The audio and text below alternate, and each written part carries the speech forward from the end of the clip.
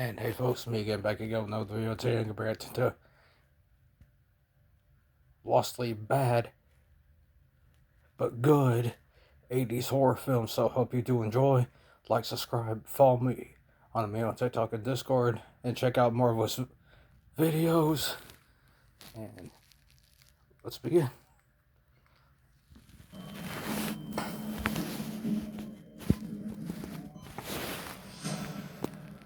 What we know, Senior Chief Kelly is the third.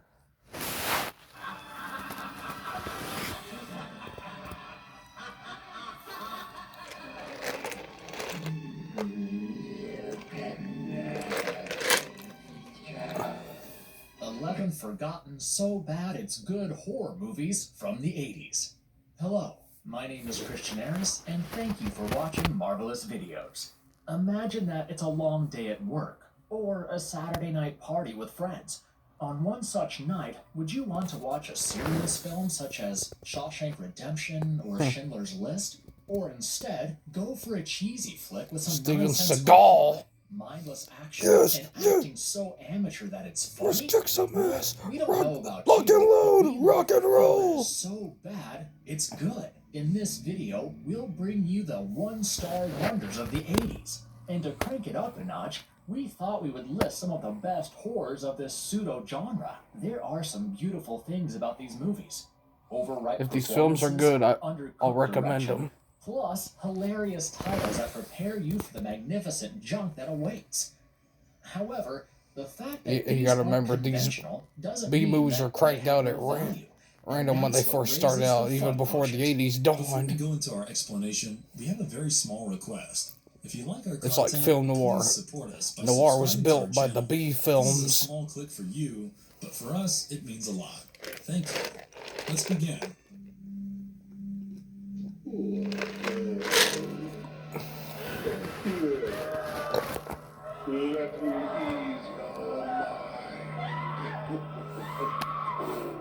Yep, she in the loony bin. 1989.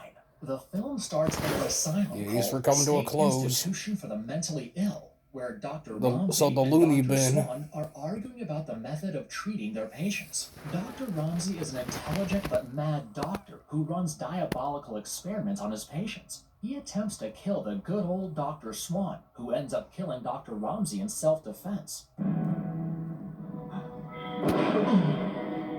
Dr. Swan leaves his colleague's corpse with the other dead patients and seals the pit.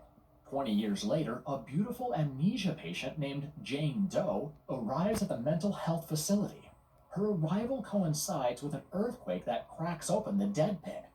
The undead Dr. Ramsey and his legion of undead patients are freed, and now the evil doctor will continue his experiments. This film was released at the tail end of the 80s horror dystopia trend and contains many of the genre's atypical characteristics, such as revealing and skimpy outfits, terrible hairstyles, and unnecessary backstories. The script seems half-baked, and there's a bit of an editing problem. Maybe if they cut down the film by some 15 minutes, it wouldn't have featured on this list. Well, they worked with what they had. They do that and gave us this masterpiece of nonsense. Cheryl Lawson, who plays Jane Doe, is seen in her underwear for the majority of the movie. Was it a part of her treatment? Do scanty dresses aid sleep? We guess the answer lies with director Brett Leonard. However, Miss Lawson was the only saving grace for the film. In one of the scenes, she explains how her memories were stolen and not lost. The surgeon who took it is here. He was outside my window last night. Apparently, someone operated on her to crack open her skull and literally cut out her memories. They must have used a unique pair of memory-cutting scissors. Nevertheless, such sloppy dialogue is enough to provide a riot of laughs. And if not, there's a fair amount of gore and nudity too.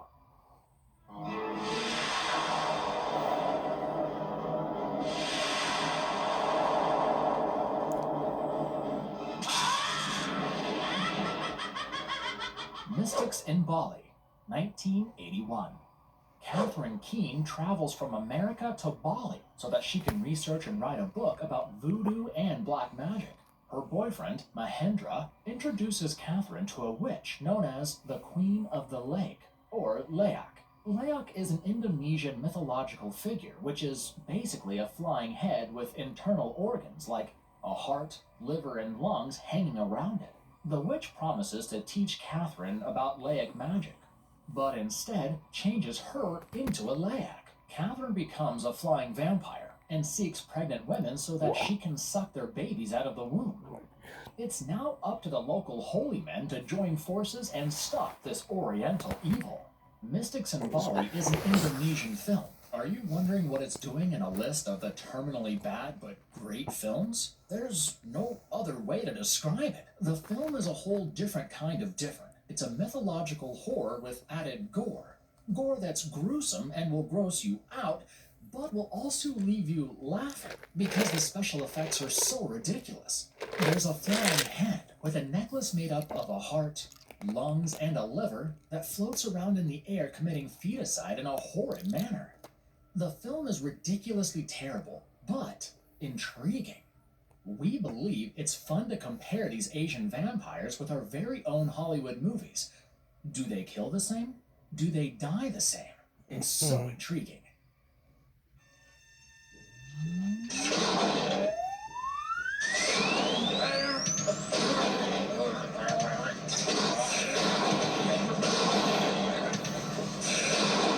Nightmare Weekend, 1986. An ingenious professor builds a computer program that's supposed to help humanity by altering the evil behavioral traits in test subjects. However, sometimes the computer program doesn't work as intended and magically transforms the test subject's personal objects into silver metal pinballs. The professor's assistant, Julie Clingstone, sends two thieves to steal the program, but they're stopped by a talking puppet which can somehow also turn things into pinballs.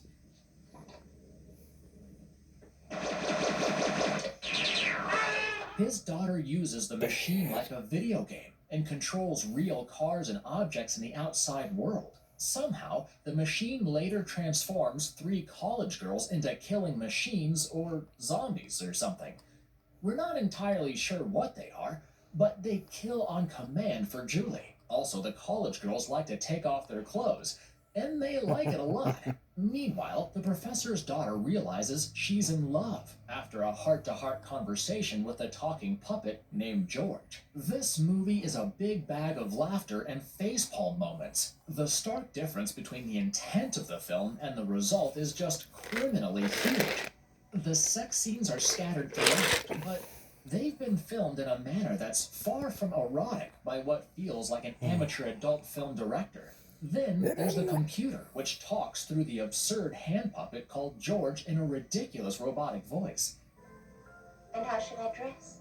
Boys who like girls, in dresses. There's absolutely no sign of a storyline or script, but 20 minutes into the film, you won't even need one. We wonder if the filmmakers even watched it in post-production. Even if they did watch it, they probably didn't want to mess around further than they already did.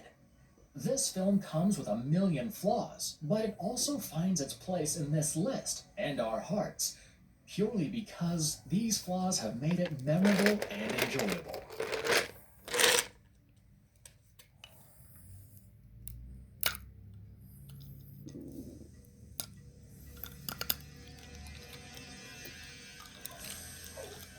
Killer Workout, 1987. Rhonda Johnson owns an aerobics gym where some grisly murders are happening with a deadly weapon of choice, the ever-feared and dangerous safety pin. The gym has aerobic exercisers who have great-looking bodies. Men are super bulked up and women are just as hot as the sun. Yet, for some reason, they continue to work out at the gym despite knowing that a serial killer is taking out the members. Detective Morgan has been put in charge of solving these murder cases. But looking at his attitude and style, it's doubtful he can even throw out a parking ticket. As the film proceeds, more bodies start piling up, and everyone's a suspect. For the international release, the film was renamed as Aerobicide.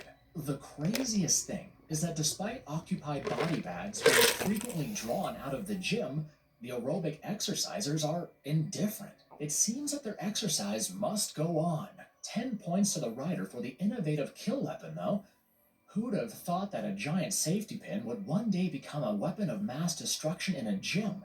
Goodbye, Tommy. Just an ad, people. Just an ad. Getting lost to find themselves and discovering the best.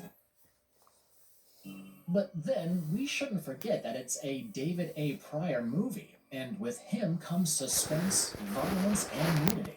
The goddess-shaped women with near-perfect assets have raunchy sex with muscular men, and yes, some of them get killed. Killer Workout, aka Aerobicide, has the potential of being a queen of one-star wonders with its sleazy acting and shabby screenplay. This is from your senior partner, Mr. Erickson? In one of the scenes, a man hands a blank piece of paper to a woman, supposed to be a letter from her senior partner. We are not even kidding. You kill yourself for her. You love her that much, don't you? David, fight back! Death Spa, 1989.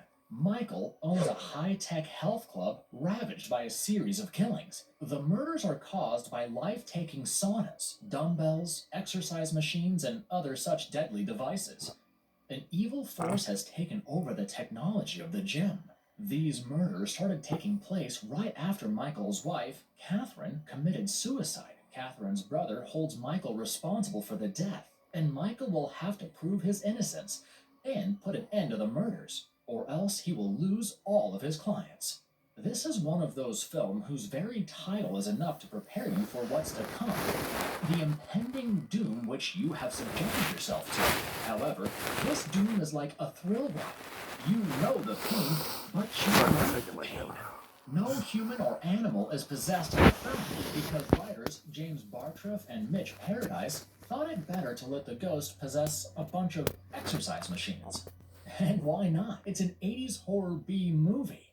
The computer had nothing to do with the accident. That system of yours means more to you than people's lives, doesn't it? This system is a marvel. Back then, almost anything gave a good bang for your buck. But this is exactly the kind of film that you need to help escape the vicious cycle of boring work weeks. Death Spa and Killer Workout are part of a subgenre called Workout Will Kill You, which a few horror directors somehow became way too obsessed with. It actually gave them a fair opportunity to show scantily clad women being killed or making love. It's still a mystery as to why they don't term the movies as comedies. Death Spa might lack an original or decent storyline and may contain significant camera issues, but there's a lot to like. What it doesn't lack is gore and visceral action, some awful music, pretty people who are stupid, bad hairstyles and women in shorts, shorter shorts, and no shorts. It was the 80s. Deal with it. Having a nightmare. Oh my god. I thought you were dead. The Horror Show, 1989. Dead. Detective Lucas McCarthy Dead? finally apprehends a dreaded serial killer named Meat Cleaver Max. Max is tried and sent to the electric chair. To everyone's surprise at the execution, Max endures more than the normal amount of electricity, and he finally dies when his body is burned due to the continuous shocks. Just before passing away, Max promises revenge on the detective. Max Jenke is not dead. No. A parapsychologist tells Detective McCarthy that Max's soul is still trapped on Earth, and he will only survive if the soul is destroyed. Later, Max's spirit comes back from the realm of darkness to haunt the detective and his family, who have just moved to a new house. The Horror Show is another unintentional masterpiece in terms of genre and theme. It tries to be a supernatural horror, but ends up being a slasher film.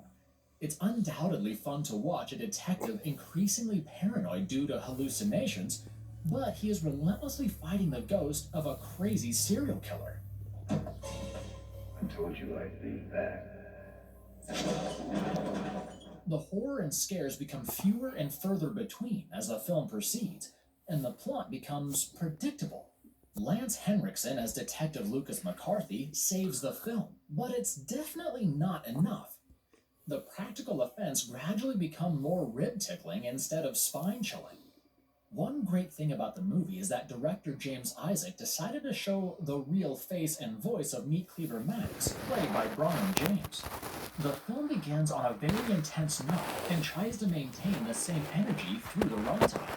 This pursuit of engrossment feels ridiculous, but is somehow engaging at the same time. The viewer may begin to wonder why they started watching this film in the first place, yet they won't be able to escape its arresting appeal factor.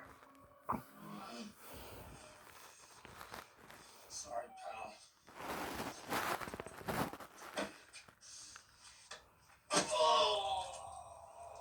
Vamp, 1986. Keith and AJ are friends who wish to find a stripper in order to get into the fraternity on their college campus. They take the car of a rich but lonely kid, Duncan, who insists that he comes with them.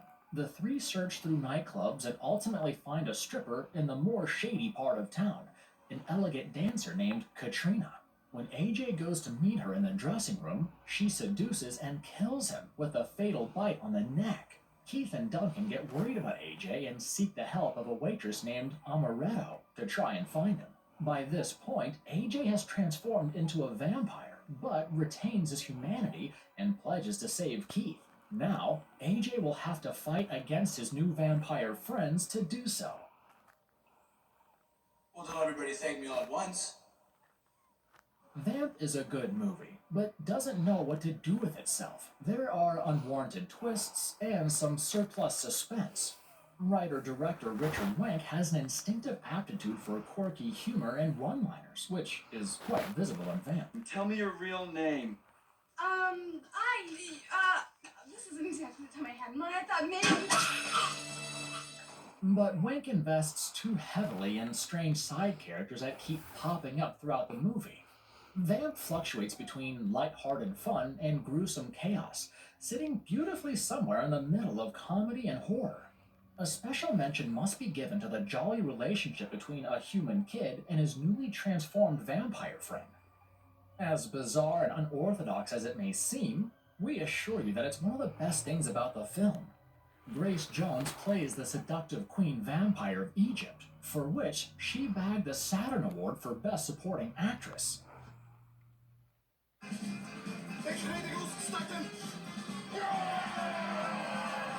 Just an ad, people. It's just an ad. Who could have known that his greeting could lose its enthusiasm?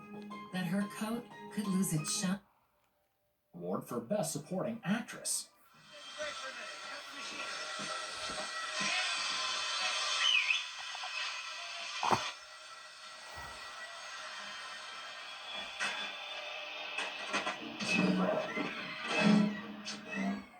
Superstition, 1982. The alcoholic Reverend George Leahy moves to a time-worn house in New England with his wife Melinda and children, Anne, Cheryl, and Justin. The house was witness to several inexplicable murders before the family moved in. After the Leahy family moves in, evil and deadly things begin to take place. The house is home to a revenge-seeking witch that will stop at nothing to massacre the Leahy family. Reverend David Thompson and Inspector Sturgis join forces to ward off the evil witch once and for all. But she's one mean witch who doesn't know how to back down.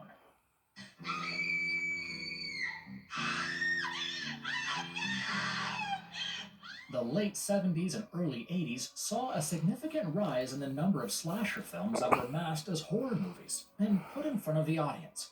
Superstition is one such film by director James W. Robertson, starring James Houghton, Albert Salmi, and Lynn Carlin. However, we're not saying this in a negative way. With great finesse and an original style, Robertson has combined gore and slashing with elements of supernatural horror. Let's see.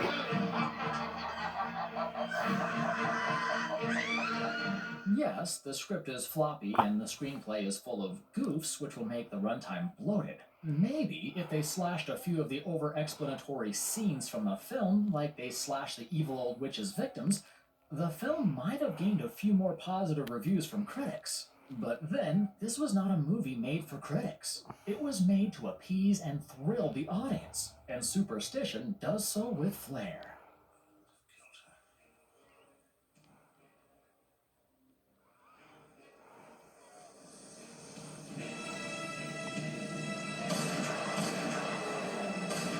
Pale Blood, 1990. Michael Fury is a European who comes to Los Angeles to investigate a series of dark and mysterious murders. The uniqueness of these murders lies in the creepy fact that the victims were drained of their blood, every drop of it. Fury hires a private investigator called Laurie to help his search. Fury later finds out that he himself is a vampire, but that's not the only secret. Laurie is hiding something too. The film was released in 1990, but we have chosen to include it on this list of wonderful one-star horrors. Blood. I'm seeing blood. Sometimes I think I'm going mad. Because it screams 80s horror louder than the victims of bloodthirsty vampires. Pale Blood tried to do something artistically original with its story. Vampires have been used in horror flicks probably since the very first vampire walked the face of the earth. But writer and director V.V. Dashin Shu took this concept to a new level altogether.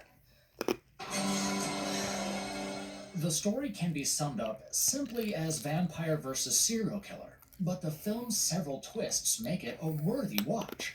There's moderate gore and nudity, yet the audience is kept engaged due to the various dream sequences and hallucinations, as well as the brilliant camera work of cinematographer Jerry Lively, who captures the nightlife of Los Angeles in a very realistic manner. But what if we told you that a hefty chunk of the film was shot in Hong Kong and not Los Angeles? Oh, really? That's how great the camera work is. There's nothing extraordinarily bad about the film, except that it's essentially a low-budget B movie. We think it would have done much better if the producers had a few more dollars to spare. If you're a horror fan, you will have an easy time appreciating And you also got to remember when atmosphere of this little when film noir first started out, these were cheap B horror films cranked out at random during the 30s, 40s, and 50s. House Massacre, 1986. Bobby is a young boy who kills his whole family, except his younger sister Beth, who survives by hiding in the basement. Bobby is later caught and sent to a mental asylum. A loony bin, the guy should be in jail. A sorority house, but due to a memory block, she doesn't realize that the sorority house is in fact her old house where the massacre happened. See, I agree with Cy Robertson on this. We tried it the world's way so many times it's beyond me. How about we try it God's way for once? Presence in the house and escapes the asylum to finish the job. He starts by killing an old man to steal his hunting knife. This movie is a Halloween ripoff in more ways than one. Beth, please help me. 1, 2, 3. Please help me. 1, 2, 3. But it still stands out as a better slasher flick than it should have been. The best aspects for us were the elements of the psychic thriller subgenre embedded in the conventional slasher framework. The detailing of the character of Beth is rather intriguing, and the backstory is well crafted. The twisted killer is unique and certainly not similar to the maniac you see in usual slasher flicks. Yes, he does break out of a mental ward after magically sensing his sister's presence miles away. Don't ask us how. We're simply stating the fact. The gore element has been toned down more than the title suggests, and the performances are decent for a low-budget horror flick from the 80s. There are parts that are mildly amusing, but we have to say that this movie will still manage to scare you enough that you'll want to keep the lights on when you go to sleep. Angela O'Neill, the actress who played Beth, was reluctant to shed her clothes for the role and even threatened to walk off the set. The makers complied, and eventually she played her part to perfection, sans the nudity.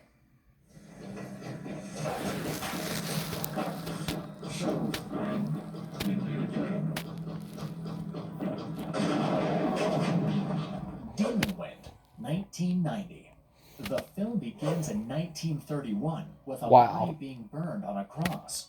A woman called Regina is at her farm trying to barricade the door.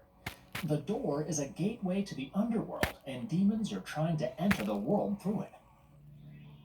And now my pig You die. After many failed attempts, she's killed by her husband, George, who has now transformed into a demon. The film fast forwards around 60 years. Regina and George's son has committed suicide, and their grandson travels to their farm. With him are a few of his friends and his girlfriend, Elaine. Demon Wind writer and director Charles Philip Moore wanted to make a horror film, but ended up making a comedy. Oh man, I think we're in trouble. I think you're right. There's a scene where a man's girlfriend transforms into a ball of fire and explodes, and his reaction to it is that of a little kid dropping his ice cream cone. The level of indifference to grave situations is generously shared amongst all the stars. As for the plot, it has more loopholes than a sponge. As soon as you build the courage to make some sense of what's happening, the film will throw you in a strange direction. You start to feel lost, and in the underworld, that's how the demon wind blows you away. Yet the film is a treat for gore lovers, with zombie-like demons hanging around the place and killing anything that comes in their way. Then there are ancient baby ghosts and a mysterious fog. Things just happen in this film. They are inexplicable. Anyway, folks, that concludes today's video. Hope you enjoy. Like, subscribe, follow me on TikTok and Discord, and God bless y'all. And I'll see you next video.